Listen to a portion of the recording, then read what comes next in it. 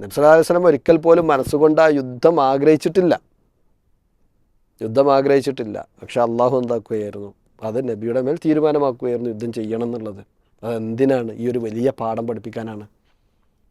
അത് അങ്ങനത്തെ ഒരു അവസ്ഥ ഉണ്ടായാൽ പോലും ഉറച്ച വിശ്വാസം നമുക്കുണ്ടോ, കറകളഞ്ഞ വിശ്വാസമുണ്ടോ, തൗഹീദിൽ ഉറച്ചു നിൽക്കുന്ന അവസ്ഥ നമ്മളുണ്ടോ, ഇതൊക്കെ ഉണ്ടെന്നുണ്ടെങ്കിൽ അള്ളാൻ്റെ സഹായം. ഈ ബാത്തിലിൻ്റെ ആളുകൾ അവർ എല്ലാ നിലക്കും സൗകര്യങ്ങളുള്ളവരായിരുന്നു. അവരുടെ അടുത്ത് ആൾബലമുണ്ട്, ആയുധബലമുണ്ട്. എന്നിട്ടും അവർക്ക് ഹക്കിൻ്റെ മുമ്പിൽ പിടിച്ചു നിൽക്കാൻ അല്ലെങ്കിൽ വിജയിക്കാൻ കഴിഞ്ഞിട്ടില്ല എന്നത് അള്ളാഹു സുബ്ഹാനഹു വ തആല സത്യമായി നൽകിയ കാര്യത്തിൻ്റെ മഹത്വമാണ്. ഹക്കിന് വേണ്ടി ഉറച്ചു നിന്ന ആളുകൾക്ക് ഒരിക്കലും ഒരു പരാജയം അനുഭവിക്കേണ്ടി വരില്ല. അത് റബ്ബിൻ്റെ തീരുമാനത്തിൽപ്പെട്ട കാര്യമാണ്. ഈ പുണ്യ മാസമായ റമളാനിൻ്റെ രണ്ടാമത്തെ പത്തിലേക്ക് കടക്കുമ്പോൾ ഏറ്റവും കൂടുതൽ ചർച്ചയ്ക്ക് എടുക്കുന്ന വിഷയമാണ് ബദർ എന്നുള്ളത്. ഇസ്ലാമിന് ഏറെ കരുത്തും ഏറെ ഗുണപാഠങ്ങൾ വിശ്വാസിക്ക് നൽകിക്കൊണ്ടാണ് ബദർ എന്നും നമ്മൾ ഓർക്കാറുള്ളത്. അപ്പോൾ ഈ ബദർ വിശ്വാസിക്ക് കുറേ ഗുണപാഠങ്ങൾ നൽകുന്നുണ്ട്. എന്തൊക്കെയാണ് വിശ്വാസിക്ക് ബദർ നൽകുന്ന ഗുണപാഠങ്ങൾ? എല്ലാവർക്കും ഏറെ കേട്ട് പരിചയമുള്ളതും അതുപോലെ തന്നെ അതിൻ്റെ ചരിത്രപരമായ കാര്യങ്ങളെ സംബന്ധിച്ച് ധാരണയും ബോധവും ഒക്കെ ഉള്ള ഒരു വിഷയമാണ്. എന്നാലും പല നിലക്കുള്ള ചർച്ചകളും അതുപോലെ തന്നെ സംശയം ജനിപ്പിക്കലുമൊക്കെ ഇപ്പോഴും തുടരുന്ന ഒരു സാഹചര്യം ഉള്ളതുകൊണ്ട് വിശ്വാസികൾ എന്താണ് അതുമായി ബന്ധപ്പെട്ട് അറിയേണ്ടത്, വിശ്വാസികൾ അതിൽ നിന്ന് നേടേണ്ടതായ സുപ്രധാന പാഠങ്ങൾ എന്തൊക്കെയാണ്, അത് കൃത്യമായി സമൂഹത്തിന് നൽകുക എന്നത് വളരെ പ്രാധാന്യമുള്ള ഒരു വിഷയമാണ്. വിശുദ്ധ ഖുർആൻ ആ യുദ്ധത്തിൻ്റെ പ്രധാന ലക്ഷ്യമായി പഠിപ്പിച്ച ഒരു കാര്യം, അള്ളാഹു സുബ്ഹാനഹു വ തആല തൻ്റെ അടിമയുടെ മേൽ യൗമുൽ ഫുർഖാൻ, സത്യവും അസത്യവും വേർതിരിക്കപ്പെട്ട ഒരു ദിവസം ഇറക്കി എന്നാണ് പിന്നെ പഠിപ്പിച്ചിട്ടുള്ളത്. അപ്പോൾ അൽ ഫുർഖാൻ എന്ന പ്രയോഗം അല്ലെങ്കിൽ ആ ഒരു വിശേഷണം അത് വളരെ അർത്ഥവത്തായ ഒന്നാണ്. ഖുർആനെക്കുറിച്ച് അള്ളാഹു സുബ്ഹാനഹു വ തആല പരിചയപ്പെടുത്തിയത് സത്യവും അസത്യവും വേർതിരിക്കുന്ന ഗ്രന്ഥം എന്നാണ്. ഇവിടെ അള്ളാഹു നിശ്ചയിച്ച പ്രകാരം, അള്ളാഹുവിൻ്റെ തീരുമാനപ്രകാരം വിശ്വാസികൾ ശത്രുക്കളോട് നടത്തിയ ഒരു വലിയ പോരാട്ടം, അതാണല്ലോ ബദർ. അപ്പോൾ അവിടെ യഥാർത്ഥമായ കാര്യം അഥവാ ഹക്ക്, അതുപോലെ തന്നെ അതിന് വിപരീതമായിട്ടുള്ള ബാത്തിൽ, അത് രണ്ടും വേർതിരിക്കപ്പെടുകയാണ്. ഷെയ്ഖ് നാസർ സഅദി റഹിമഹുല്ല ആ ഫുർഖാൻ എന്ന വാക്കിന് കൊടുത്ത ഒരു വിശദീകരണം, അള്ളാഹു സുബ്ഹാനഹു വ തആല ബൈനൽ ഹഖ് വൽ ബാത്തിൽ, സത്യത്തിനും അസത്യത്തിനും ഇടയിൽ ഒരു വേർതിരിവ് വരുത്തി എന്നാണ്. ആരാണ് പിന്നെ ഹക്കിൻ്റെ ആളുകൾ, ആരാണ് ബാത്തിലിൻ്റെ ആളുകൾ അല്ലെങ്കിൽ കുഫറിൻ്റെ ആളുകൾ എന്ന് ശരിക്കും അള്ളാഹു അവിടെ വേർതിരിച്ച് കാണിച്ചു കൊടുത്തു. വഅൽഹറ അൽ ഹഖ വഅബ്തല അൽ ബാത്തില, ഹക്കിനെ അള്ളാഹു വെളിവാക്കി, ബാത്തിലിനെ അള്ളാഹു തകർത്തു എന്നാണ്. ഈ ബാത്തിലിൻ്റെ ആളുകൾ അവർ എല്ലാ നിലക്കും സൗകര്യങ്ങളുള്ളവരായിരുന്നു. അവരുടെ അടുത്ത് ആൾബലമുണ്ട്, ആയുധബലമുണ്ട്. എന്നിട്ടും അവർക്ക് ഹക്കിൻ്റെ മുമ്പിൽ പിടിച്ചു നിൽക്കാൻ അല്ലെങ്കിൽ വിജയിക്കാൻ കഴിഞ്ഞിട്ടില്ല എന്നത് അള്ളാഹു സുബ്ഹാനഹു വ തആല സത്യമായി നൽകിയ കാര്യത്തിൻ്റെ മഹത്വമാണ്. ഹക്കിന് വേണ്ടി ഉറച്ചു നിന്ന ആളുകൾക്ക് ഒരിക്കലും ഒരു പരാജയം അനുഭവിക്കേണ്ടി വരില്ല.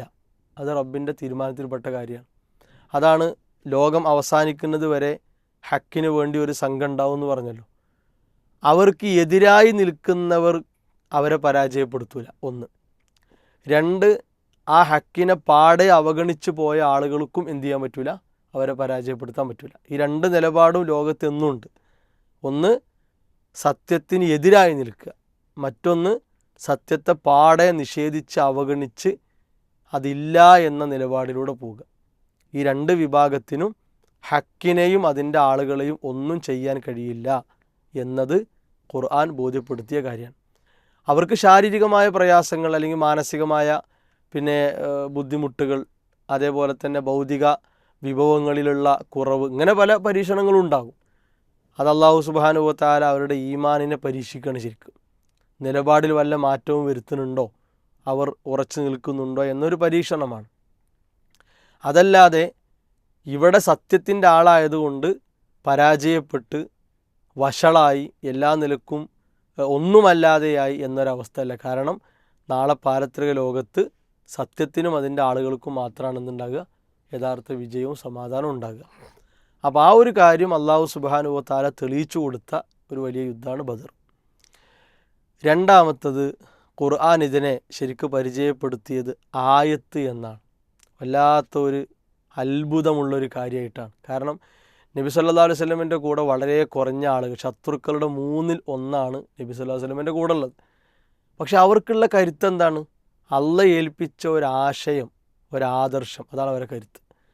ആയുധബലമില്ല, വേറെ ഒരു ഭൗതിക സജ്ജീകരണങ്ങളുമില്ല. അത്രത്തോളം ദുർബലമായ അവസ്ഥയിലാണ് അവരുള്ളത്. അവിടെ അവർക്ക് വിജയം കിട്ടി എന്ന് പറഞ്ഞാൽ അത് എക്കാലത്തുമുള്ള വിശ്വാസികളെ കണ്ണു തുറപ്പിക്കേണ്ട ഒരായത്ത് തന്നെയാണ്. ഇതേ കാര്യം പഠിപ്പിച്ച ആയത്തിൻ്റെ അവസാനം അല്ലാഹ് പറഞ്ഞു, ഇന്ന ഫീ ദാലിക ലഇബ്റതൻ, ഉറപ്പായും ഗുണപാഠമുണ്ട് എന്നാണ്. ലഇബ്റ, ഉറപ്പായും തീർച്ചയായും ഗുണപാഠമുണ്ട്. ആർക്ക്? ചിന്തിക്കുന്ന, നന്നായി ആലോചിക്കുന്നവർക്ക് ഈ സംഭവത്തിൽ ഗുണപാഠമുണ്ട് എന്ന് അല്ലാഹു സുബ്ഹാനഹു വ തആല. അപ്പോൾ ഒരായത്തിൽ തന്നെയാണ് ആയത്ത് ഇബറത്ത് എന്നല്ല കൊണ്ടുവന്നത്. അത്രയും മഹത്വം അതിനുണ്ട് എന്നർത്ഥം. വിശ്വാസികളായ നമ്മൾ ഈ ചരിത്രത്തെ കേൾക്കുമ്പോൾ വല്ലാത്തൊരു വൈകാരികത ഉണ്ടാകും. അതേപോലെ സ്വഹാബികളുമായി ബന്ധപ്പെട്ട ചരിത്രങ്ങൾ, അവർ ഇടപെട്ടത്, അവർ സഹിച്ചതൊക്കെ കേൾക്കുമ്പോൾ നമുക്ക് വല്ലാത്ത ഒരു സങ്കടം തന്നെയാണ് മനസ്സിൽ തളം കെട്ടി നിൽക്കുക. എന്നാൽ ഇവിടെ നമുക്ക് അതോടൊപ്പം ഉണ്ടാകേണ്ട കാര്യം എന്താ വെച്ചാൽ, അള്ളാഹുവിൻ്റെ ദീനിന് വേണ്ടി നമ്മൾ എന്ത് ചെയ്തു കൊടുത്താലും, അള്ളാഹുവിൻ്റെ ദീനിന് വേണ്ടി നമ്മൾ എത്ര തന്നെ ഇടപെട്ടാലും അത് നമുക്ക് വല്ലാത്ത ഒരു വെളിച്ചവും ആശ്വാസവുമായിരിക്കും എന്ന് ഇതിന്നൊക്കെ അതാണ് ആ ഗുണപാഠം ഉൾക്കൊള്ളുകയെന്ന് പറഞ്ഞാൽ. എണ്ണത്തിൽ കുറഞ്ഞ സൗകര്യങ്ങളില്ലാത്ത സ്വഹാബത്ത് എല്ലാം സഹിച്ച് നബി സല്ലല്ലാഹു അലൈഹി വസല്ലമിൻ്റെ കൂടെ നിന്ന് പൊരുതി പോരാടി എന്നത് നമുക്ക് തന്നെ ഗുണപാഠം എന്താണ്? ഞാൻ എവിടെയായിരുന്നാലും, എത്ര പ്രയാസങ്ങൾക്ക് നടുവിലാണെങ്കിലും, എത്ര ദുർബലത എനിക്കുണ്ടെങ്കിലും, എത്ര അസൗകര്യങ്ങൾ എനിക്കുണ്ടെങ്കിലും അള്ളാഹുവിൻ്റെ ദീനിന് വേണ്ടി പണിയെടുക്കുക എന്നത് എൻ്റെ മേലുള്ള വലിയൊരു ബാധ്യതയാണ്, ഒരു അമാനത്താണ് എന്ന തിരിച്ചറിവ് ഉണ്ടാകണം. ഇതോടൊപ്പം തന്നെ ചേർത്ത് മനസ്സിലാക്കേണ്ട കാര്യമാണ്, അല്ലാഹു സുബ്ഹാനഹു വ തആല പറഞ്ഞു, വാൻതും അതില്ല, അള്ളാഹു നിങ്ങളെ സഹായിച്ചു, ബദറിൽ സഹായിച്ചു. വാൻതും അതില്ല, നിങ്ങൾ ദുർബലരായ, അല്ലെങ്കിൽ ആര് കണ്ടാലും ഇത്രയേ ഉള്ളൂ, ഇവരാണോ എന്ന് തോന്നുന്ന രൂപത്തിൽ അത്രയും ദുർബലാവസ്ഥയിലാണ് നിങ്ങൾ ഉള്ളത്. എന്നിട്ടും അള്ളാഹു നിങ്ങൾക്ക് സഹായം തന്നു. അള്ളാഹുവിൻ്റെ ഉദ്ദേശപ്രകാരം അവൻ നിങ്ങൾക്ക് വല്ലാത്തൊരു കരുത്ത് തന്നു. മലക്കുകളെ ഇറക്കി അള്ളാഹു സഹായിച്ചു. മറുഭാഗത്ത് ഷെയ്ത്വാൻ്റെ പ്രേരണ, ഷെയ്ത്വാൻ്റെ ഇടപെടലുണ്ട്. പിശാജ് അവരെ കൂടുതൽ തെറ്റിലേക്ക് വലിച്ചു കൊണ്ടുപോകുന്നു. അവർക്ക് എല്ലാ തെറ്റുകളും അലങ്കാരമാക്കി കൊടുത്തു. അതിൽ വീണ് അവർ പിശാജിൻ്റെ പിന്നാലെ അവൻ്റെ വഴിയിലൂടെ പോയി. പക്ഷേ വിശ്വാസികൾക്ക് അല്ലാഹു സുബ്ഹാനഹു വ തആല നല്ല നിലയ്ക്ക്, ഏറ്റവും നല്ല നിലക്കുള്ള സഹായമാണ് അള്ളാഹു ബദറിൽ ചെയ്തു കൊടുത്തത്. ഇപ്പോൾ ഈ കാലത്തൊക്കെ പല ആളുകളുടെ ഒരു പരിഭവം, എങ്ങനെയാണ് ഇപ്പോൾ ഞങ്ങൾ 1-2 ആളുകളുള്ളൂ, അല്ലെങ്കിൽ ഞങ്ങൾക്ക് സൗകര്യങ്ങളില്ല, ഞങ്ങൾ എവിടെ ചെയ്യുക, എന്താ ചെയ്യുക, എങ്ങനെ ചെയ്യുക എന്നിങ്ങനെയുള്ള പരാതികൾ നിൽക്കുന്നില്ല. അപ്പോൾ അവിടെയാണ് വിശ്വാസിക്ക് സമാധാനം. അത്രയും വലിയ ഒരു ശത്രു സൈന്യത്തെ അള്ളാഹുവിൽ ഉറച്ച വിശ്വാസമുള്ളത് കൊണ്ട് ആ വിശ്വാസികൾക്ക് പരാജയപ്പെടുത്താൻ സാധിച്ചിട്ടുണ്ടെങ്കിൽ, ഞാൻ നിലകൊള്ളുന്ന എൻ്റെ ഭാഗത്ത്, ഞാൻ ഉള്ളിടത്ത് എത്ര എതിരാളികൾ, എത്ര എതിർപ്പുകളുണ്ടെങ്കിലും എനിക്ക് എൻ്റെ റബ്ബിൻ്റെ വിജയം, അതാണ് ഞാൻ കാംക്ഷിക്കേണ്ടത്, ആ ഒരു സഹായമാണ് ഞാൻ ആഗ്രഹിക്കേണ്ടത് എന്ന പാഠം ബദർ നമുക്ക് തരുന്നുണ്ട്. മാത്രവുമല്ല, നബി സല്ലല്ലാഹു അലൈഹി വസല്ലമ എന്ന ഒരു നേതാവിന്, ആ നേതാവിന് സ്വഹാബത്ത് കൊടുത്ത വല്ലാത്ത ഒരു ആദരവ്, അതുപോലെ തന്നെ ഒരു അംഗീകാരം, അത് ബദറിൽ തെളിയാണ്. റസൂലുള്ളാഹി സ്വല്ലല്ലാഹു അലൈഹി വസല്ലമ എങ്ങനെയാണ് ശത്രുക്കളോട് പോരാടുക എന്ന് ആലോചിച്ച് സങ്കടത്തോടെ കരഞ്ഞ് അള്ളാഹുവിൻ്റെ മുമ്പിൽ പ്രാർത്ഥിച്ച് കഴിയുകയാണ് ബദറിൻ്റെ രാവുകളിൽ. നാളെ ബദറാണെങ്കിൽ ഇന്ന് നബിൻ്റെ അവസ്ഥയാണ്. ഇപ്പോൾ മിഖ്ദാദ് ബിൻ അസ്വദ് റളിയല്ലാഹു അൻഹുവൊക്കെ നബി സല്ലല്ലാഹു അലൈഹി വസല്ലമിൻ്റെ അടുത്ത് വന്നപ്പോൾ നബി സല്ലല്ലാഹു അലൈഹി വസല്ലമിന് മുഖം സന്തോഷം കാണുന്നില്ല. അപ്പോൾ എന്താണ്, നാളെ ബദറാണല്ലോ. അവിടെ ആ സ്വഹാബത്തിൻ്റെ ഒരു ഇടപെടൽ വല്ലാത്തൊരു പാടാണ്. അത് ഈ കാലത്തൊക്കെ നമ്മൾ വല്ലാതെ ശ്രദ്ധിക്കേണ്ട സംഗതി. അതായത് നമുക്ക് നേതൃത്വം നൽകാൻ ഏൽപ്പിക്കപ്പെട്ട ആളുകൾ നമ്മളുമായി പല കാര്യങ്ങളുമായി ബന്ധപ്പെടുമ്പോൾ അവർക്ക് കൂടുതൽ ക്ഷീണവും അതുപോലെ തന്നെ സങ്കടവും കൊടുക്കുകയല്ല വേണ്ടത്. അവർക്ക് കരുത്തേകുന്ന ഒരു ഇടപെടൽ വേണം. നമ്മുടെ വാക്കുകൊണ്ട്, നമ്മുടെ പ്രാർത്ഥന കൊണ്ട്, നമ്മുടെ ഒരു കയ്യിലുള്ള വിഹിതം കൊടുത്തിട്ട്, അല്ലെങ്കിൽ നമുക്കുള്ള സൗകര്യം എന്താണോ ആ സൗകര്യം മുന്നിൽ വെച്ച് കൊടുത്തിട്ട്, ഇതാ എന്നെക്കൊണ്ടാവുന്നത് മുഴുവൻ ഞാൻ ചെയ്യുന്നു. അപ്പോൾ സ്വാഭാവികമായിട്ടും ഉത്തരവാദിത്തം ഏൽപ്പിക്കപ്പെട്ട ആളുകൾക്കുണ്ടാകുന്ന ഒരു മാനസിക വിശാലത, ഒരു വല്ലാത്തൊരാശ്വാസം, ഒരു സമാധാനം, അത് പറഞ്ഞറിയിക്കാവുന്നതിലപ്പുറമാണ്. ഇതൊക്കെ ചരിത്രം നൽകുന്ന പാടാണ്. നബി സല്ലല്ലാഹു അലൈഹി വസല്ലമയോട് അവർ പറഞ്ഞു, പ്രവാചകരെ, നിങ്ങളുടെ എല്ലാ 4 ഭാഗത്തും ഞങ്ങളുണ്ടാകും. ഒരിക്കലും മൂസാ നബി അലൈഹി സ്വലാമയോട് അദ്ദേഹത്തിൻ്റെ ഖൗം പറഞ്ഞ പോലെ നീയും നിൻ്റെ റബ്ബും പോയിട്ട് ചെയ്തോ എന്ന് ഞങ്ങൾ പറയില്ല. ഞങ്ങൾ ഈ ആർത്തിരമ്പുന്ന സമുദ്രത്തിലേക്ക് എടുത്തു ചാടാൻ പറഞ്ഞാൽ ഞങ്ങൾ അതിനും തയ്യാറാണ്. റസൂലുള്ളാഹി സ്വല്ലല്ലാഹു അലൈഹി വസല്ലമിൻ്റെ മുഖത്ത് അവർ കണ്ട സന്തോഷം വല്ലാത്തതായിരുന്നു. അതൊക്കെ പ്രത്യേകിച്ച് പ്രബോധന മേഖലയിൽ ഇറങ്ങിത്തിരിക്കുന്ന, അതിനുവേണ്ടി എല്ലാം ചെയ്യുന്ന, അതിന് ചുക്കാൻ പിടിക്കുന്ന നമുക്ക് വലിയൊരു പാഠമാണ്. ഇനി ഈ ശത്രുക്കളുടെ പരാജയത്തിൻ്റെ പ്രധാന കാരണങ്ങൾ ഖുർആൻ പറഞ്ഞു. പ്രധാനമായും 3 ദുസ്വഭാവങ്ങൾ അവർക്കുണ്ടായിരുന്നു. ഒന്ന്, അവരുടെ അടങ്ങാത്ത അഹങ്കാരം, ബത്തർ. ഈ അഹങ്കാരം പ്രകടിപ്പിച്ചുകൊണ്ടാണ് അവർ വിശ്വാസികളോട് പോരാടാൻ പോയത്. അപ്പോൾ അല്ലാഹു തആല വിശ്വാസികളോട് പറഞ്ഞു, വലാ തകൂനു, നിങ്ങളൊരിക്കലും എന്ത് ചെയ്യരുത്, പിന്നെ ഈ അവിശ്വാസികൾ അഹങ്കാരത്തോടു കൂടി പുറപ്പെട്ട പോലെ നിങ്ങൾ പുറപ്പെടരുത്. നിങ്ങൾക്ക് ആ ദുസ്വഭാവം പാടില്ല, അത് നിങ്ങളെ പരാജയപ്പെടുത്തും. അപ്പോൾ ഒരു സ്ഥലത്തും എവിടെയും നമുക്ക് പാടില്ലാത്ത ഒന്നാണ് കിബിർ. നല്ല വിനയാന്വിതരായി, എളിമയുള്ളവരായി, താഴ്മയുള്ളവരായി നമ്മൾ കഴിയണം. കാരണം നമ്മൾ അള്ളാഹുവിൻ്റെ അടിമകളാണ്. എത്ര സൗകര്യങ്ങൾക്ക് നടുവിലാണെങ്കിലും നമ്മൾ അള്ളാഹുവിൻ്റെ അടിമകളാണ്. മറ്റൊന്ന് റിയാ, ജനങ്ങളെ കാണിക്കുക. ഇപ്പോൾ ഖുറൈശികൾ, ഞങ്ങൾ ഖുറൈശികളാണ്, വമ്പന്മാരാണ്, ഞങ്ങളെ മുമ്പിൽ ആരും ജയിക്കൂല, ഞങ്ങളാരും പരാജയപ്പെടുത്തൂല, ഈ തോന്നൽ അതവർ അവരെ മനസ്സിൽ മാത്രമല്ല അവർ ജനങ്ങളെയും കാണിച്ചു. ജനങ്ങൾക്ക് അങ്ങനത്തെ ഒരു വിചാരം അവരുണ്ടാക്കിയെടുത്തു. വിശ്വാസികളോട് അല്ലാഹു പറഞ്ഞു, ഒരിക്കലും നിങ്ങൾക്ക് ആ മനസ്സ് വരാൻ പാടില്ല. കാരണം ഇത് ഇഖ്ലാസ് നിറഞ്ഞു നിൽക്കേണ്ട ഒരു ഘട്ടമാണ്. ഇവിടെയും നമ്മൾ ശ്രദ്ധിക്കണം, ദഅവാ മേഖലയിൽ, പ്രബോധന മേഖലയിലൊക്കെ സജീവമാകുമ്പോൾ ഇഖ്ലാസ് ചോർന്നു പോകുമോ എന്ന പേടി വേണം. കാരണം ഇഖ്ലാസ് ചോർന്നു പോയാൽ അതിൻ്റെ വിജയത്തെ, അതിൻ്റെ സ്വീകാര്യതയെ നന്നായി അത് ബാധിക്കും. ഇപ്പോൾ സ്വഹാബത്തിനോട് അല്ലാഹ് നിർദ്ദേശം കൊടുത്തു, ഒരിക്കലും നിങ്ങൾക്ക് ഇഖ്ലാസ് നഷ്ടപ്പെടുത്തുന്ന റിയാ പാടില്ല. സ്വഹാബത്ത് കൃത്യമായി ഉൾക്കൊണ്ട്. 3-മത്തെ അവരുടെ ദുസ്വഭാവം ജനങ്ങളെ ഹക്കിൽ നിന്ന് തടയുക എന്നതായിരുന്നു. ആളുകളെ, കാരണം റസൂലുള്ളാഹി സ്വല്ലല്ലാഹു അലൈഹി വസല്ലമ പറഞ്ഞ് പഠിപ്പിച്ചു കൊടുക്കുന്നത് സത്യമാണല്ലോ. അപ്പോൾ അത് ജനങ്ങൾ കേൾക്കാൻ പാടില്ല, സ്വീകരിക്കാൻ പാടില്ല എന്ന നിലപാട് ആർക്കുണ്ടായിരുന്നു? അവർക്കുണ്ടായിരുന്നു. ഇന്നും അങ്ങനെയാണ് കുറേ ആളുകൾ. സത്യത്തിൽ നിന്ന് ജനങ്ങളെ മുടക്കാനും തടയാനും വേണ്ടി എന്തും ചെയ്യാൻ ആളുകൾ ഇന്നുണ്ട്. ഇതൊക്കെ ശരിക്കും എന്താ വെച്ചാൽ അന്ന് വലിയ ആളുകളായി ഇറങ്ങിത്തിരിച്ച ആ ഖുറൈശികളുടെ, അന്നത്തെ അവിശ്വാസികളുടെ പ്രകട ദുസ്വഭാവമായിട്ട് അല്ലാഹ് പറഞ്ഞൊരു കാര്യമാണ്. അപ്പോൾ ഇങ്ങനെയുള്ള ദുസ്വഭാവങ്ങളിൽ നിന്ന്, വലിയ വലിയ തെറ്റുകളിൽ നിന്ന് നമ്മുടെ ജീവിതത്തെ മുക്തമാക്കി അള്ളാഹുവിൻ്റെ സഹായം ലഭിക്കണം, അതിന് എന്തും കഴിവതും ചെയ്യണം, സത്യവും അസത്യവും എവിടെയും വേർതിരിഞ്ഞ് കിട്ടണം. കുറേ ആൾക്കാർ പറയാം, എന്തൊരു ഒരു പ്രശ്നം ഉണ്ടാക്കലാണ്, കുഴപ്പമുണ്ടാക്കലാണ്, ഇങ്ങനെ തർക്കിക്കലാണ്. ഇത് ശരിക്കും അതല്ല. ഇപ്പോൾ ബദർ എന്ന പോരാട്ടത്തിലൂടെ വിശ്വാസികളാകുന്ന കൊച്ചു സംഘവും അവിശ്വാസികളാകുന്ന വലിയ സംഘവും ആ പോരാട്ടത്തിൽ അവർ കണ്ടുമുട്ടിയപ്പോൾ എന്താ ഉണ്ടായത്? എന്താണ് സത്യമെന്നും എന്താണ് ബാത്തിലെന്നും വേർതിരിക്കപ്പെട്ടു. എന്ന പോലെ ഈ കാലഘട്ടത്തിൽ സംസാരങ്ങളും മറ്റു കാര്യങ്ങളൊക്കെ നടക്കുമ്പോൾ, അതങ്ങനെ മുന്നോട്ട് പോകുമ്പോൾ ഇതാണ് സത്യം, ഇതാണ് തെറ്റ് എന്നെന്ത് ചെയ്യും, വേർതിരിക്കപ്പെടും. അതിനൊക്കെയുള്ള ഒരു നിർദ്ദേശം, ഒരു വലിയ പാഠമായിട്ടാണ് ഇങ്ങനെയുള്ള ചരിത്രങ്ങളെ നമ്മൾ വായിക്കേണ്ടത്, മനസ്സിലാക്കേണ്ടത്. ഒരുപാട് കാര്യങ്ങളുണ്ട്, അതിലേറ്റവും പ്രസക്തമായ കുറച്ച് കാര്യങ്ങൾ ചുരുങ്ങിയ സമയത്തിൽ സൂചിപ്പിച്ചു എന്ന് മാത്രം. ഓക്കെ, ബദറുമായി ബന്ധപ്പെട്ട കുറച്ച് ഗുണപാഠങ്ങളാണ് മുസ്ലിയായി സൂചിപ്പിച്ചത്. എന്നാൽ ചില ആളുകൾ ഈ ബദറിനെ കാണുന്നത്, പ്രചരിപ്പിക്കുന്നത് ഇത് അബൂ സുഫിയാനെ കൊള്ളയടിക്കാൻ പോയ കൊള്ളസംഘം വരുത്തി വെച്ച യുദ്ധമാണിത്. അപ്പോൾ അത് ഇത്തരം ഒരു നന്നാക്കി കാണേണ്ട, അല്ലെങ്കിൽ ഇങ്ങനെ കാണേണ്ട ഒരു യുദ്ധമല്ല. അത് കൊള്ള അടിക്കാൻ പോയപ്പോൾ അവർ ഏൽക്കേണ്ടി വന്ന ഭാരമാണ് ഈ യുദ്ധം എന്നുള്ളതും. അതുപോലെ തന്നെ ചില ആളുകൾ ഇത് മുസ്ലിം ന്യൂനപക്ഷങ്ങൾക്കിടയിൽ വികാരങ്ങൾ കുത്തി ഇറക്കാൻ വേണ്ടിയിട്ടെല്ലാം ബദർ മുന്നിൽ വെച്ചുകൊണ്ട് ശ്രമിക്കുന്നുണ്ട്.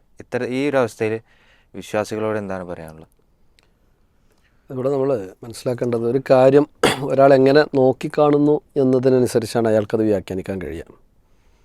ഇപ്പോൾ ഞാനൊരു കഥ പറയാം. അത് ഒരു അധ്യാപകന് ക്ലാസ്സിൽ വിദ്യാർത്ഥികൾക്ക് പറഞ്ഞു കൊടുക്കണം. നിങ്ങൾ രാത്രി ഒരു യാത്ര കഴിഞ്ഞ് ഒരു ആ സമയത്ത് വീട്ടിലേക്ക് വരികയാണ്. അപ്പോൾ നിങ്ങളുടെ റോഡിൻ്റെ വക്കിനാണ് നിങ്ങളുടെ വീടുള്ളത്. നിങ്ങൾ ചെന്ന സമയത്ത് നിങ്ങളുടെ വീടിൻ്റെ മുമ്പിൽ ഒരാളിങ്ങനെ നിന്ന് വട്ടം തിരിയുന്നതായിട്ട് കാണുന്നുണ്ട്. നിങ്ങൾ അയാളെക്കുറിച്ച് എന്താണ് കരുതുക എന്നാണ്. അപ്പോൾ കൂട്ടത്തിൽ ഒരുത്തന്നെ എണീറ്റെന്ന് പറഞ്ഞാൽ അയാൾ എന്തായാലും കള്ളനായിരിക്കും. അതുകൊണ്ട് അയാൾ നമ്മളെന്താക്കും, ഒറ്റയടിക്ക് പിടിച്ചിട്ട് ശരിയാക്കും. രണ്ടാമത്തെ വിദ്യാർത്ഥി പറഞ്ഞു, സാറേ റോഡ് വക്കല്ലേ, ആരെങ്കിലും ചിലപ്പോൾ വഴി വെച്ച് വന്നതാകാം. അപ്പോൾ ആരെങ്കിലും ഇവിടെ കാണുന്നുണ്ടെങ്കിൽ യഥാർത്ഥ വഴി ചോദിക്കാൻ വേണ്ടി അദ്ദേഹം ആളുകളെ അന്വേഷിക്കുന്നതാകാം. ഞാൻ ചോദിക്കും, എന്താണ് നിങ്ങളിവിടെ നിൽക്കുന്നത്, എന്താണ്, എന്തെങ്കിലും സഹായിക്കേണ്ടതുണ്ടോ എന്ന് ചോദിക്കും. ഇവിടെ നമ്മൾ നോക്കിക്കണ്ട് ഈ രണ്ട് കുട്ടികൾ ഒരേ കാര്യത്തെ നോക്കിക്കണ്ട രീതിയുണ്ട്. ഒരാൾ അതിനെ പോസിറ്റീവായി എടുത്തു, മറ്റൊരാൾ നെഗറ്റീവായി എടുത്തു. അവിടെ നമ്മളെപ്പോഴും മനസ്സിലാക്കേണ്ടതെന്ന് വെച്ചാൽ തൻ്റെ മനസ്സിൻ്റെ അവസ്ഥ എന്താണ്, അതിനനുസരിച്ച് ഒരാൾക്ക് ചിന്തിക്കാൻ കഴിയുള്ളൂ. പലരുടെയും സ്വത്തും സമ്പത്തും ഒക്കെ കൊള്ളയടിച്ച് അങ്ങനെ അല്ലെങ്കിൽ മറ്റു നിലക്കൊക്കെ ജീവിക്കുന്ന ഒരാളെ സംബന്ധിച്ചിടത്തോളം ഇങ്ങനത്തെ ഒരു സാധനം കേൾക്കുമ്പോൾ ആദ്യം തലയിലേക്ക് ഓടി വരിക ഒരു കൊള്ളസംഘത്തെക്കുറിച്ചായിരിക്കും. അപ്പോൾ ഇവിടെ നമ്മൾ മനസ്സിലാക്കേണ്ടത് എന്താണെന്ന് വെച്ച് കഴിഞ്ഞാൽ, നബി സല്ലല്ലാഹു അലൈഹി വസല്ലമയും അതുപോലെ തന്നെ നബിയുടെ കൂടെ ഉണ്ടായിരുന്ന സ്വഹാബത്തും മദീനത്ത് ജനിച്ചവരോ മദീനത്ത് വളർന്നവരോ അല്ലല്ലോ. അവരെങ്ങനെയാണ് മദീനത്ത് എത്തിയത്? എത്തിപ്പെട്ട സാഹചര്യം എന്തായിരുന്നു? മക്കയിൽ ജനിച്ച് വളർന്ന് മക്കയിൽ നിന്ന് മക്കയിലായിരുന്നു നബി സല്ലല്ലാഹു അലൈഹി വസല്ലമയുടെയും അതുപോലെ തന്നെ മുഹാജിറുകൾ എന്നറിയപ്പെട്ട സഹാബിമാരുടെ മുഴുവനും വാസസ്ഥലം. നമ്മൾ ആലോചിച്ച് നോക്കേണ്ടത്, നബി സല്ലല്ലാഹു അലൈഹി വസല്ലമ മക്കയിൽ നിന്ന് മദീനയിലേക്ക് ഹിജ്റ പോരുമ്പോൾ മക്കയിലെ തിരിഞ്ഞു നോക്കിക്കൊണ്ട് വൈകാരികമായി കൊണ്ട് പറയുന്ന ചില വാക്കുകളുണ്ട്. ഈ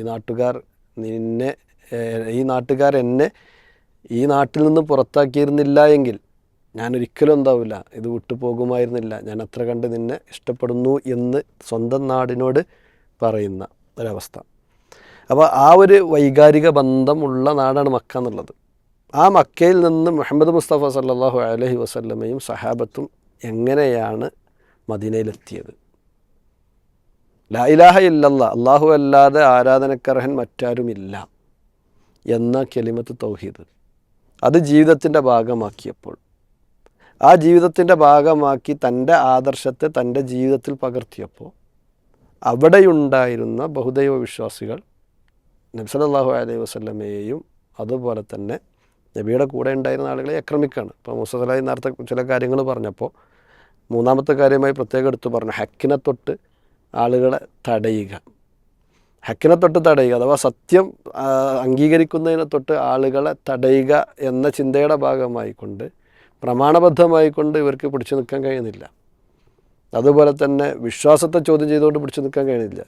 ഈ ദുർബലന്മാരായ മനുഷ്യരെ അവർ പല നിലക്കും ആക്രമിച്ചു നോക്കി, അവരുടെ സ്വത്ത് കണ്ടുകെട്ടി, അതുപോലെ തന്നെ അവരെ പട്ടിണിക്കിട്ടു, പല നിലക്കും പ്രയാസപ്പെടുത്തിയിട്ടും പീഡിപ്പിച്ചിട്ടും അവർ നിൽക്കുന്ന വിശ്വാസത്തിൽ അവർ അടിയുറച്ച് നിൽക്കുന്നത് കണ്ട സമയത്ത് ഇവർ യഥാർത്ഥത്തിൽ പരാജയപ്പെടുകയാണ്. പിന്നീട് ജീവിക്കാനുള്ള, മാന്യമായ നിലയ്ക്ക് ജീവിക്കുവാനുള്ള ഒരു അവസരവും നൽകാതിരിക്കുന്ന ഘട്ടത്തിലാണ് അള്ളാഹു സുബ്ഹാനഹു വ തആല ഈ സമൂഹത്തിനോട് ഹിജ്റ പോകാൻ പറയുന്നത്. ഇപ്പോൾ നമുക്കറിയാം, മഹാനായ സഹാബി അദ്ദേഹം പേര് ഞാൻ മറന്നുപോയി, റോമക്കാരനായ സഹാബി. അദ്ദേഹം മക്കയിൽ നിന്ന് മദീനയിലേക്ക് പോകുന്ന സമയത്ത് അദ്ദേഹത്തോട് പറയുന്നുണ്ട്, നീ റോമക്കാരനായിരുന്നു, നീ മക്കയിൽ വന്നിട്ടാണ് നീ സ്വത്തും സമ്പത്തൊക്കെ ഉണ്ടാക്കിയിട്ടുള്ളത്, അതുകൊണ്ട് മക്കയിൽ നിന്നുണ്ടാക്കിയിട്ടുള്ള സ്വത്തും സമ്പത്തൊന്നും എങ്ങോട്ടും കൊണ്ടുപോകാൻ പറ്റില്ല, ഇത് ഇവിടെ ഉപേക്ഷിച്ചിട്ട് വേണമെങ്കിൽ എന്തേക്കോ പൊയ്ക്കോ എന്ന് പറയുമ്പോൾ നമ്മൾ മനസ്സിലാക്കേണ്ടത് അവിടെ ഈ നിലക്ക് തങ്ങൾ അധ്വാനിച്ചുണ്ടാക്കിയ, നമ്മുടെ ഭാഷയിൽ പറഞ്ഞാൽ ചോര നീരാക്കി ഉണ്ടാക്കിയ സ്വത്ത്, അത് എത്ര വലുതാണെങ്കിലും ചെറുതാണെങ്കിലും അതുപോലും തൻ്റെ കൂടെ കൊണ്ടുപോകാൻ അനുവദിക്കാതെ ഉള്ളത് മുഴുവൻ ഇവിടെ ഉപേക്ഷിച്ച് പോകണമെങ്കിൽ നിനക്ക് പോകാം എന്ന് പറഞ്ഞ് ക്രൂരമായി തങ്ങൾ അധ്വാനിച്ചുണ്ടാക്കിയ സ്വത്ത് പിടിച്ചു വെച്ച് ഈ സമൂഹത്തെ ഒന്നിനുമല്ലാത്തവരെ കൊണ്ട് എന്താക്കുകയാണ് പറഞ്ഞേക്കുന്ന രീതിയാണ് അവിടെ നിന്നുണ്ടായത്. ഇങ്ങനത്തെ ആളുകളെല്ലാവരും വന്ന് മദീന എന്ന് പറഞ്ഞാൽ അന്ന് ഒരിക്കലും തന്നെ സമ്പന്ന രാജ്യമോ അതല്ലെങ്കിൽ അങ്ങനത്തെ അവസ്ഥയിലല്ല. ഒന്നിരിക്കൽ ഇവിടെ മുഴുവട്ടിനിയാണെങ്കിൽ അവിടെ ഒരു അരപ്പട്ടിണി എന്ന് വേണമെങ്കിൽ പറയാം. ആ നിലക്കാണ്. അങ്ങോട്ട് വരുമ്പോൾ ഒന്നുമില്ലാത്തടത്തേക്ക് ആണ് എന്താക്കുന്നത്, കയറി ചെല്ലുന്നത്. ആ കയറി ചെല്ലുമ്പോൾ പ്രവാചകൻ സല്ലല്ലാഹു അലൈഹി വസല്ലം അവിടെ ചെയ്ത പണി എന്താണ്, അവിടെ ഉണ്ടായിരുന്ന സഹാബത്തിന്, അവിടെ ഉണ്ടായിരുന്ന മദീനവാസികളുമായിക്കൊണ്ട് ഇവരെ സ്വന്തം സഹോദരന്മാരെ പോലെ ബന്ധം സ്ഥാപിക്കുകയും വീട്ടിൽ ഇടം കൊടുക്കണമെന്ന് പറഞ്ഞു, കച്ചവടത്തിൽ ഷെയർ കൊടുക്കണമെന്ന് പറഞ്ഞു. അങ്ങനെ സ്വന്തം സഹോദരന്മാരാക്കി മാറ്റുകയും ചെയ്ത് മുഴുപട്ടിണിയിൽ നിന്നും അരപ്പട്ടിണിയിലേക്കോ അല്ലെങ്കിൽ അരപ്പട്ടിണിയിൽ നിന്നും മുഴുപ്പട്ടിണിയിലേക്കോ എന്താക്കണം അവർ പോവുകയാണ്. ഈ ഒരു അവസ്ഥയാണ് ഉണ്ടായത്. ഇങ്ങനത്തെ ഒരു ഘട്ടത്തിലാണ് അബൂ സുഫിയാൻ ബിൻ ഹർബിൻ്റെ നേതൃത്വത്തിലുള്ള സംഘം ഷാമിൽ നിന്നും കച്ചവടം കഴിഞ്ഞ് മക്കയിലേക്ക് തിരിച്ചു പോകുന്നുണ്ട്. ബദർ വഴിയാണ് പോകുന്നത് എന്നുള്ള വാർത്ത മുസ്ലിം സമൂഹത്തിന് എത്തുന്നത്. അവരുടെ ഭരണാധികാരി കൂടിയായിട്ടുള്ള നബിൻ്റെ അടുത്ത് വരികയാണ്. പ്രവാചകൻ മദീനയിലെ ഭരണാധികാരിയാണ് അന്ന്.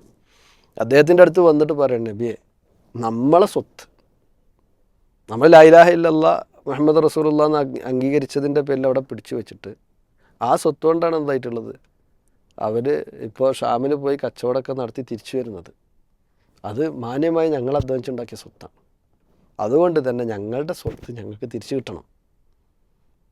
നമ്മൾ ഇപ്പോൾ അവിടുത്തെ മാതിരി അല്ലല്ലോ. അവിടെ എന്ന് പറഞ്ഞു കഴിഞ്ഞാൽ സ്വാഭാവികമായിട്ട് നമ്മളൊന്നുമല്ലായിരുന്നു. ഇവിടെ നമുക്ക് എന്തുണ്ട്, നമ്മൾ ഇവിടെ രാജ്യമുണ്ട്, അതുപോലെ തന്നെ ആ നിലക്കുള്ള എല്ലാവിധ സംവിധാനങ്ങളുണ്ട്. നബി സല്ലല്ലാഹു അലൈഹി വസല്ലമയുടെ സഹാബിമാർ പരാതി പറഞ്ഞപ്പോൾ ആ ഒരു സംഘത്തെ തടഞ്ഞു വെച്ച് തങ്ങളുടെ കവർന്നെടുത്ത, തങ്ങളിൽ നിന്ന് കൊള്ളയടിക്കപ്പെട്ട സ്വത്ത് അത് തിരിച്ചു പിടിക്കുക എന്ന ലക്ഷ്യത്തോടു കൂടി പോയത്, അല്ലാതെ ഒരിക്കലും തന്നെ കൊള്ളയടിക്കാൻ പോയതല്ല. അത് നേരത്തെ പറഞ്ഞ കുട്ടിൻ്റെ മനസ്സോടുകൂടി കണ്ടതുകൊണ്ടാണ്. ഒരു കൊള്ള മനസ്സിലുണ്ടാകുമ്പോൾ സ്വാഭാവികമായിട്ടും ആ രൂപത്തിൽ ചിന്തിക്കാൻ പറ്റുള്ളൂ. തങ്ങളിൽ നിന്നും കൊള്ളയടിച്ച് തങ്ങളിൽ നിന്ന് പിടിച്ചു വെച്ച, അനധികൃതമായി പിടിച്ചു വെച്ച സ്വത്തുമായിക്കൊണ്ട് ഇതിലൂടെ പോകുന്നുണ്ട് എന്നറിയുമ്പോൾ സ്വാഭാവികമായിട്ടും സ്വന്തം സ്വത്തിനോടും സ്വന്തം മുതലിനോടൊക്കെ താല്പര്യമുള്ളവന് ആ സ്വത്ത് വീണ്ടെടുക്കാനുള്ള ശ്രമം നടത്തും. അതും വ്യക്തിപരമായി ശ്രമം നടത്തുക എന്നതിനുപരി അവർ ഏതു രാജ്യത്താണോ ജീവിക്കുന്നത് ആ രാജ്യത്തെ ഭരണാധികാരിയുടെ അടുത്ത് പോയി പരാതി പറയുകയും, ഭരണാധികാരി എന്നുള്ള നിലക്ക് അദ്ദേഹത്തിന് ആ കാര്യം കൃത്യമായി ബോധ്യമുള്ളത് കൊണ്ട് തന്നെ അത് നമ്മുടെ സ്വത്ത് തന്നെയാണ് എന്ന നിലക്ക് നഷ്ടപ്പെട്ട സ്വത്ത് വീണ്ടെടുക്കുന്നതിൻ്റെ ഭാഗമായി കൊണ്ടാണ് എന്താക്കിയത് ആ സംഘത്തെ തടയാൻ പോയത്. അതല്ലാതെ ഒരിക്കലും അതെന്തല്ല, ഒരു കൊള്ള സംഘമായി കൊണ്ട് പോയതല്ല. അത് ആ നിലക്ക് ആലോചിക്കേണ്ട കേസുമില്ല എന്നതാണ് ആ വിഷയത്തിൽ സൂചിപ്പിക്കാനുള്ളത്. അതായത് കൊള്ളയടിക്കപ്പെട്ട സ്വത്തുമായി കൊണ്ട് കച്ചവടം നടത്തി, ആ കച്ചവടം നടത്തിയതിൻ്റെ ഭാഗമായി ലാഭവുമായി കൊണ്ട് പോകുന്നുണ്ട് എന്ന് അറിഞ്ഞപ്പോൾ തങ്ങളിൽ നിന്ന് പിടിച്ചെടുത്ത സ്വത്ത് എന്താണോ അതാണ് അനർഹമായി പിടിച്ചെടുത്താണ്, വേറൊന്നുമല്ല, അനർഹമായിട്ടാണ് പിടിച്ചെടുത്തിട്ടുള്ളത്. ആ സ്വത്ത് എന്താക്കണം, തിരിച്ചെടുക്കണം എന്ന നിലക്ക് നടത്തിയൊരു പ്രതിരോധം മാത്രമേ അതിനെ കാണാൻ പറ്റുള്ളൂ. എന്നാൽ നബി ഒരിക്കലും തന്നെ അവിടെ യുദ്ധം കൊതിച്ചു കൊണ്ട് പോയിട്ടില്ല. വിശുദ്ധ ഖുർആനിലെ ആയത്തുകൾ എടുത്ത് നോക്കിക്കഴിഞ്ഞാൽ അത് കൃത്യമാണ്. കാരണം രണ്ട് സംഘങ്ങളെ നിനക്ക് തരും, ഒന്നിരിക്കൽ വലിയൊരു യുദ്ധം, അല്ലെങ്കിൽ ഇതിൽ ഏതാണ് എന്ന് വെച്ചപ്പോൾ നബിനെ സംബന്ധിച്ചിടത്തോളം ആ ചെറിയ സംഘത്തെ തന്നെയാണ് ആഗ്രഹിച്ചിട്ടുള്ളൂ. ഒരു യുദ്ധത്തിൻ്റെ പശ്ചാത്തലമോ ഒന്നുമില്ല. അതാണ് ആ വിഷയവുമായി ബന്ധപ്പെട്ട് നമ്മൾ മനസ്സിലാക്കേണ്ടത്. രണ്ടാമത്തെ കാര്യം ഇതിൽ നമ്മൾ മനസ്സിലാക്കേണ്ടത് എന്താണെന്ന് വെച്ച് കഴിഞ്ഞാൽ, ഇപ്പോൾ ഒരു ന്യൂനപക്ഷമായി, മുസ്ലിം ന്യൂനപക്ഷമായിക്കൊണ്ട് ജീവിക്കുന്ന സ്ഥലങ്ങളിൽ കണ്ടോ, ബദറിൽ നബി സല്ലല്ലാഹു അലൈഹി വസല്ലമയ്ക്ക് ഭയങ്കര സഹായം ഉണ്ടായിട്ടില്ല. ഇവിടെയും നമ്മൾ അതേപോലെ എന്താക്കണം, പൊരുതുകയാണെങ്കിൽ സ്വാഭാവികമായിട്ടും നമുക്കും ഇവിടെ ബദർ ഉണ്ടാക്കാമെന്നൊക്കെ പറയുമ്പോൾ നമ്മൾ മനസ്സിലാക്കേണ്ടത് യുദ്ധവും അതുമായി ബന്ധപ്പെട്ട വിഷയങ്ങളെന്ന് പറഞ്ഞാൽ വ്യക്തികളോ സംഘടനകളോ തീരുമാനിക്കേണ്ട വിഷയമല്ല. അതൊരു രാജ്യവുമായി ബന്ധപ്പെട്ട വിഷയമാണ്. ഭരണകൂടവുമായി ബന്ധപ്പെട്ട വിഷയമാണ്. പ്രവാചകൻ സല്ലല്ലാഹു അലൈഹി വസല്ലമ മക്കയിലുള്ള കാലഘട്ടത്തിൽ എന്തുകൊണ്ടാണ് നബി സല്ലല്ലാഹു അലൈഹി വസല്ലമക്ക് യുദ്ധത്തിനുള്ള അവസരം നൽകാഞ്ഞത്? ഏറ്റവും കൂടുതൽ പേടിപ്പിക്കപ്പെട്ടതും മക്കയിൽ വെച്ചാണല്ലോ, പ്രയാസപ്പെടുത്തപ്പെട്ടതും മക്കയിൽ വെച്ചാണ്. എന്നിട്ടും എന്തുകൊണ്ടായിരുന്നു? കാരണം അവിടെ ഒരു ഭരണകൂടമോ സംവിധാനമോ ഉണ്ടായിരുന്നില്ല എന്നതാണ്. രണ്ടാമത്തത് നമ്മൾ മനസ്സിലാക്കേണ്ടത്, മദീനയിലേക്ക് നബി സല്ലല്ലാഹു അലൈഹി വസല്ലമ ഹിജ്റ പോയി. എപ്പോഴാണ് ഹിജ്റ പോയത്? ഇവിടെ ചില ആൾക്കാരുണ്ട്, നമ്മൾ ഹിജ്റ പോകണമെന്ന് പറഞ്ഞാൽ കണ്ട് ഏതെങ്കിലും നാട്ടിൽ പോയി പാസ്പോർട്ട് കീറുന്ന ഏർപ്പാട്. അതല്ല ഹിജ്റ. ഹിജ്റ എന്ന് പറയുമ്പോൾ അവിടെ ചെന്ന് കഴിഞ്ഞാൽ ഞങ്ങൾ സ്വീകരിക്കാനുണ്ട് നബിയെ, നിങ്ങൾ ധൈര്യമായിട്ട് ഇങ്ങോട്ട് പോരി, ഞങ്ങൾ കൂടെ ഉണ്ടാവും. മാത്രമല്ല ഞങ്ങൾക്ക് എന്തെങ്കിലും പറ്റിയാൽ മാത്രമേ പിന്നെ നിങ്ങളുടെ അടുത്തേക്ക് ആളെത്തുള്ളൂ. ഈ രൂപത്തിൽ നബി സല്ലല്ലാഹു അലൈഹി വസല്ലമക്ക് വേണ്ട എല്ലാ സംരക്ഷണവും അവർ ഉറപ്പ് നൽകിയതിന് ശേഷമാണ് നബി സല്ലല്ലാഹു അലൈഹി വസല്ലമ മക്കയിൽ നിന്ന് മദീനയിലേക്ക് ഹിജ്റ പോകുന്നത്. മനസ്സിലാകുന്നുണ്ടോ? അപ്പോൾ ഇവിടെ നമ്മൾ മനസ്സിലാക്കേണ്ടതെന്ന് വെച്ചാൽ, അങ്ങനെ അവിടെ ചെന്നു. അവിടെ ചെന്നപ്പോൾ അവിടുത്തെ ആഭ്യന്തര വിഷയങ്ങൾ നോക്കിയപ്പോൾ വളരെ കലുഷിതമാണ്. ജൂതന്മാർ, അവർക്കിടയിൽ പരസ്പരം പ്രശ്നങ്ങൾ, പിന്നെ അറബ് ഗോത്രങ്ങളായിരുന്ന ഹൗസും ഹസ്റജും തമ്മിൽ പ്രശ്നങ്ങൾ, ഇങ്ങനെ ഭയങ്കര പ്രശ്നങ്ങൾ അവിടെ നടന്നുകൊണ്ടിരിക്കുകയാണ്. അപ്പോൾ ഒരു നാട്ടിൽ ചെന്ന സമയത്ത് അവിടെ ആദ്യം ചെയ്ത ആ നാട്ടിലെ ആഭ്യന്തര വിഷയങ്ങളൊക്കെ അവസാനിപ്പിച്ച് അവിടെ ഒരു സമാധാനത്തിൻ്റെ നാടായിക്കൊണ്ട് മാറ്റുന്നതിൻ്റെ ഭാഗമായി ഈ പറഞ്ഞ നേതാക്കന്മാരെയും അവിടുത്തെ അന്നത്തെ ഗോത്ര നേതാക്കന്മാരെയൊക്കെ വിളിച്ചിരുത്തി അവരുമായി കൊണ്ട് കരാറിൽ ഏർപ്പെട്ടു. ആ കരാർ ലോകത്ത് തന്നെ നടക്കുന്ന, ഒരുപക്ഷെ ലോകത്ത് നടന്ന ഒന്നാമത്തെ ഒരു ആ നിലക്കുള്ള എന്താ പറയുക, രാജ്യകരാർ തന്നെയാണ്. ആ കരാറിൽ എന്താ പറഞ്ഞത്? അവിടെ ഒരു മുസ്ലിം അമുസ്ലിം എന്ന വേർതിരിവിലല്ല അവിടുത്തെ കരാറുകളൊന്നും നടന്നത്. ഒരു മദീനക്കാർ എന്നുള്ള നിലക്ക്, മദീനൻ സിറ്റിസൻസ് എന്നുള്ള നിലക്ക്, ഈ മദീനയെ ആക്രമിക്കാൻ ആര് വന്നാലും നമ്മളെല്ലാവരും ഒറ്റക്കെട്ടാണ്. ഇവിടെ എന്താണ്, ഹിന്ദു എന്നോ അതല്ലെങ്കിൽ അമുസ്ലിം എന്നോ ജൂതനെന്നോ ക്രിസ്ത്യാനി എന്നോ മുസ്ലിം എന്നോ വേർതിരിവില്ല. നമ്മളെല്ലാവരും ഒന്നാണ്. ഒറ്റക്കെട്ടായി നിന്നുകൊണ്ട് രാജ്യത്തെ സംരക്ഷിക്കും. മനസ്സിലാകുന്നുണ്ടോ? ഞങ്ങളെ രാജ്യത്തിൻ്റെ പുറത്തുനിന്ന് ആരെയും ആക്രമിക്കാൻ വന്നു കഴിഞ്ഞാൽ ഞങ്ങളെ കൂടെ ഉണ്ടാവും. നിങ്ങളെ രാജ്യത്തിൻ്റെ പുറത്തുനിന്ന് ആരെയും ആക്രമിക്കാൻ വന്നാൽ ഞങ്ങളെ കൂടെ ഉണ്ടാവും എന്നുള്ള നിലക്ക് അങ്ങനെ സമാധാനത്തിൻ്റെ രാജ്യമാക്കി മാറ്റി. ആ ഒരു സമാധാനാന്തരീക്ഷത്തിൽ മുന്നോട്ട് പോകുമ്പോഴാണ് ഇവർ മനസ്സിലാക്കേണ്ടത്, ഈ ഖുറൈശികളെ സംബന്ധിച്ചിടത്തോളം മക്കയിലുണ്ടായിരുന്ന ഖുറൈശികൾ മുഹമ്മദും കൂട്ടരും ഇവിടുന്ന് ഇപ്പോൾ സ്വത്തൊന്നും സമ്പത്തൊന്നും ഇല്ലാതെ നേരെ അവിടെ ചെന്ന് കഴിഞ്ഞാൽ അവിടെ കിടന്ന് പട്ടിണി കിടന്ന് അവിടുത്തെ കാലാവസ്ഥ പിടിക്കാതെ പ്രയാസപ്പെട്ട് ലാസ്റ്റ് അവിടെ ഇല്ലാതായിക്കോളുമെന്ന് വിചാരിച്ചതിന് പകരം അവിടെ ശക്തി പ്രാപിച്ച് അവർ മൊത്തം അവിടെ ആയി വരികയാണെന്ന് ബോധ്യം വന്നപ്പോൾ എന്താണ്, അവിടെ നിന്ന് ഇങ്ങോട്ട് ആക്രമിക്കാൻ വേണ്ടി വരികയാണ്. അതല്ലെങ്കിൽ ആക്രമിക്കാനുള്ള പ്ലാനുകളും പദ്ധതികളും തയ്യാറാക്കുകയാണ്. ആ പ്ലാനുകളും പദ്ധതികളുടെയും ഭാഗമായിട്ട് തന്നെയാണ് ഈ കച്ചവടത്തിൽ നിന്ന് പോകുന്നതും കച്ചവട സംഘം തിരിച്ചു വത്തിയിട്ട് അതിൻ്റെ ലാഭം കൊണ്ട് ഇവരെ ആക്രമിക്കാൻ വരണം എന്നുള്ള തീരുമാനങ്ങൾ ഉണ്ടാകുന്നതൊക്കെ. അതൊക്കെ തിരിച്ചറിഞ്ഞപ്പോഴാണ് ഇങ്ങപ്പുറത്ത് തടുക്കാൻ പോകുന്നതും. അതേസമയം ഇവിടെ നമ്മൾ മനസ്സിലാക്കേണ്ട രണ്ടാമത്തെ സംഭവം എന്താണെന്ന് വെച്ച് കഴിഞ്ഞാൽ, ആ മക്കയുടെ ഉള്ളിൽ അത്ര കണ്ട് പ്രയാസങ്ങൾ അനുഭവിക്കേണ്ടി വന്നപ്പോഴും ഖൂലു ലാ ഇലാഹ ഇല്ലല്ലാഹ് തുഫ്ലിഹു, ഇതാണ് നബി പറഞ്ഞത്. ലാ ഇലാഹ ഇല്ലല്ലാഹ് പറഞ്ഞോളൂ, ആത്മാർത്ഥമായിക്കൊണ്ട് അള്ളാഹുവിനെ ആരാധിച്ച് മുന്നോട്ട് പോയിക്കോളൂ, നിങ്ങൾ വിജയിക്കും. ആ പാഠം ഉൾക്കൊണ്ട് കൃത്യമായി ക്ഷമയോടുകൂടി കാര്യങ്ങൾ മുന്നോട്ട് കൊണ്ടുപോകുമ്പോൾ അവിടെയാണ് യഥാർത്ഥത്തിൽ വിജയം വന്നത്. അതല്ലാതെ ബദർ ഒരിക്കലും തന്നെ ഒരു യുദ്ധം എന്നുള്ള നിലക്ക് പ്ലാൻ ചെയ്തുണ്ടാക്കിയതോ ആ യുദ്ധത്തിന് പോയി ആവേശത്തോടു കൂടി എടുത്തു ചാടി കൊല്ലപ്പെട്ടതോ ഒന്നല്ല. ഇവിടെ നമ്മൾ മനസ്സിലാക്കേണ്ടത് റസൂലുള്ളാഹി സ്വല്ലല്ലാഹു അലൈഹി വസല്ലം പഠിപ്പിച്ചൊരു കാര്യമാണ്. നമ്മൾ മനസ്സിലാക്കേണ്ടത്, അള്ളാഹുവിൻ്റെ മാർഗ്ഗത്തിൽ യുദ്ധം ചെയ്യുവാനുള്ള അവസരം ലഭിക്കുക എന്ന് പറയുന്നത് ഭയങ്കര വലിയ ഭാഗ്യമാണ് ഒരർത്ഥത്തിൽ. നേരത്തെ പറഞ്ഞ പോലെ തന്നെ ഒരു ഭരണകൂടത്തിൻ്റെ കീഴിൽ, ഭരണാധികാരിയുടെ കീഴിൽ, ഒരു മുസ്ലിം ഭരണാധികാരിയുടെ കീഴിൽ അങ്ങനെ തൗഫീക്ക് കിട്ടുക എന്നുള്ള വലിയ ഭാഗ്യം തന്നെയാണ്. അതുപോലെ തന്നെ അള്ളാഹുവിൻ്റെ മാർഗ്ഗത്തിലായിക്കൊണ്ട് രക്തസാക്ഷ്യം വഹിക്കുക എന്നുള്ളതും വലിയ ഭാഗ്യമാണ്. എന്നിട്ട് റസൂലുള്ളാഹി സ്വല്ലല്ലാഹു അലൈഹി വസല്ലം എന്താ നമ്മളെ പഠിപ്പിച്ചത്? നിങ്ങൾ ശത്രുവിനെ കണ്ടുമുട്ടണമെന്നൊരിക്കലും ആഗ്രഹിക്കരുത്. നിങ്ങൾ ശത്രുവിനെ കണ്ടുമുട്ടണമെന്ന് ഒരിക്കലും ആഗ്രഹിക്കരുത് എന്നാണ്. ഇനി കണ്ടുമുട്ടിയാലോ അവിടെ നിങ്ങൾ ഉറച്ചു നിൽക്കുകയും വേണമെന്നാണ്. കുറേ ആളുകളെ കൊല്ലുക എന്നുള്ളതും അതല്ലെങ്കിൽ അവിടെ എത്ര ആൾ മരിച്ചു ഇവിടെ എത്ര ആൾ മരിച്ചു ഇത് നോക്കിയിട്ട് വിജയം തീരുമാനിക്കുക എന്നുള്ളതൊന്നല്ല ഇസ്ലാമിനെ സംബന്ധിച്ചിടത്തോളം ശുജാഅത്ത് എന്ന് പറയുന്നത്, ധീരത എന്ന് പറയുന്നത്. ഒരു കാലഘട്ടത്തിൽ ചർച്ച നടന്നു, അലി റളിയല്ലാഹു അൻഹു ആണോ അതല്ല അബൂബക്കർ റളിയല്ലാഹു അൻഹു ആണോ ഏറ്റവും വലിയ ധീരൻ? അതിൽ അഹ്ലുസുന്നയുടെ എല്ലാവരുടെയും ഒറ്റക്കെട്ടായിട്ടുള്ള അഭിപ്രായമാണ് എന്ത്? അബൂബക്കർ റളിയല്ലാഹു അൻഹു തന്നെയാണ് വലിയ ധീരൻ. കാരണം എന്താണ്? എത്ര വലിയ പ്രയാസങ്ങൾ നേരിടുന്ന ഘട്ടത്തിലും അവിടെ പ്രവാചകൻ എന്തൊരു തീരുമാനമെടുക്കുന്നുവോ ആ തീരുമാനത്തിൻ്റെ കൂടെ ഉറച്ചു നിൽക്കുവാനുള്ള ശക്തി, മാനസിക ശക്തി, അതാണ് ധൈര്യം എന്നുള്ളത്. അതാണ് യഥാർത്ഥത്തിൽ ധൈര്യം എന്നുള്ളത്. ഹുദൈബിയ സന്ധിൻ്റെ സമയത്ത് നമുക്കറിയാം, ഉമർ റളിയല്ലാഹു അൻഹു പോലും നബിയെ നമ്മളിപ്പോൾ അവരോട് യുദ്ധം ചെയ്ത് നമ്മൾ മരിച്ച സ്വർഗത്തിലല്ലാതെ അവർ മരിച്ച നരകത്തിലല്ലാതെ പിന്നെ എന്തിനാ നമ്മൾ ഇങ്ങനത്തെ ഒരു കരാറിന് നമ്മൾ നിന്ന് കൊടുക്കുന്നു? അപ്പോൾ പടച്ച റബ്ബ് എന്നെ നിസ്സാരവൽക്കരിക്കൂല, എന്നെ നിന്ദിക്കൂല ഉമർ എന്ന് പറഞ്ഞ് സമാധാനിപ്പിക്കും. ഉമർ റളിയല്ലാഹു അൻഹു സമാധാനം ഇടയല്ല, വീണ്ടും എന്താക്കണം, അബൂബക്കർ റളിയല്ലാഹു അൻഹു അടുത്ത് പോയി വെക്കാണ്. അബൂബക്കർ അങ്ങൊന്ന് പറഞ്ഞു നോക്കി എന്നുള്ള നിലക്ക്. അപ്പോൾ അബൂബക്കർ റളിയല്ലാഹു അൻഹു എന്താ പറയുന്നത്? നബി എന്താണെന്ന് പറഞ്ഞത് അതുപോലെ തന്നെ സമാധാനിക്ക്. ഈ ഒരു നിലപാടില്ല, അതാണ് ധൈര്യം. അതായത് വിവേകത്തോടു കൂടി പ്രമാണത്തിൻ്റെ കൂടെ നിന്ന് കാര്യങ്ങൾ കൈകാര്യം ചെയ്യുക എന്നുള്ളതാണ്. സ്വാഭാവികമാണ്, മാനസികമായിട്ട് വൈകാരികതകൾ ഉണ്ടാകും, പ്രക്ഷുബ്ധതകൾ ഉണ്ടാകും. അതൊരു തെറ്റാണെന്ന് പറയാൻ പറ്റില്ല. ഉമർ റളിയല്ലാഹു അൻഹുവിൻ്റെ ഭാഗത്തുനിന്ന് സംഭവിച്ച തെറ്റാണെന്ന് നമുക്ക് ആർക്കും അഭിപ്രായ വ്യത്യാസമില്ല, സ്വാഭാവികമാണ്. അവിടെ ഒരു വിശ്വാസി നിലകൊള്ളേണ്ട അവസ്ഥ എന്താണെന്ന് പഠിപ്പിക്കാൻ വേണ്ടി തന്നെയാണ് എന്താക്കുന്നത്, അങ്ങനത്തെ സാഹചര്യങ്ങൾ അല്ലാഹു സുബ്ഹാനഹു വ തആല ഉണ്ടാക്കേണ്ടത്. അബൂബക്കർ റളിയല്ലാഹു അൻഹു സമ്പൂർണ്ണനായ വിശ്വാസിയാണ്, ഉമർ സമ്പൂർണ്ണനായ വിശ്വാസിയാണ്, അതിലൊന്നും സംശയമില്ല. അപ്പോൾ വിശ്വാസികൾക്ക് വരെ അത്തരത്തിലുള്ള എന്താണ് പറയുക, വൈകാരിക പ്രക്ഷുബ്ധതകളും അതുപോലെ തന്നെ തള്ളിച്ചുകളൊക്കെ പുറത്തേക്ക് വരാനുള്ള സാധ്യതകളുണ്ട് എങ്കിൽ അവിടെ ചെയ്യേണ്ടത് എന്താണെന്ന് വെച്ചാൽ പ്രമാണം, നബി എന്തു പറഞ്ഞു, ഇസ്ലാം എന്തു പറയുന്നു, അവിടെയാണ് ആ നിലക്ക് കാര്യങ്ങൾ ചിന്തിച്ച് മുന്നോട്ട് പോവുകയാണ് വേണ്ടത്.